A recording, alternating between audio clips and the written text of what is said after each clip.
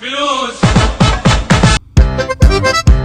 أهلا بكم في حلقة جديدة من برنامج كلام فاضي بس مهم.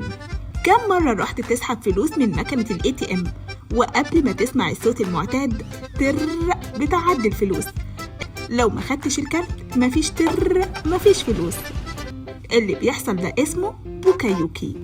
مهندس ياباني اسمه تشيجو تشينجو لاحظ حاجة بسيطة بس مهمة: العمال بينسوا يركبوا نابض صغير جوه قطعة كهربائية. غلطة صغيرة بس ممكن تبوظ المنتج، فقرر يصمم نظام يمنع الغلط ده مش يعاقب اللي غلط، وخلوا معناه منع الغلط البشري قبل ما يحصل. الفكرة بسيطة، المكنة مش هتشتغل إلا لو الحاجة راكبة صح. ATM مش هتديك فلوس غير لما تسحب الكارت الأول. وفي أمثلة تانية كتير في حياتنا بتمر علينا كل يوم. عندك مثلا الجيميل بيسألك نسيت ترفق الملف، الميكروويف بيرفض يشتغل لو الباب مفتوح، تطبيقات بتمنعك تبعت رسالة وانت مضغوط بعد نص الليل. كل ده بوكايوكي، نظام بيقولك أنا صاحي لو انت سرحت. ياه، تخيل لو كل حياتك ماشية بنظام البوكايوكي، كان حاجات كتير هتتغير.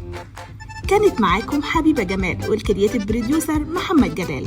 ما تنسوش تعملوا لايك وشير واستنونا في الحلقة الجاية، وما تنسوش الكارت قبل ما تمشوا. سلام.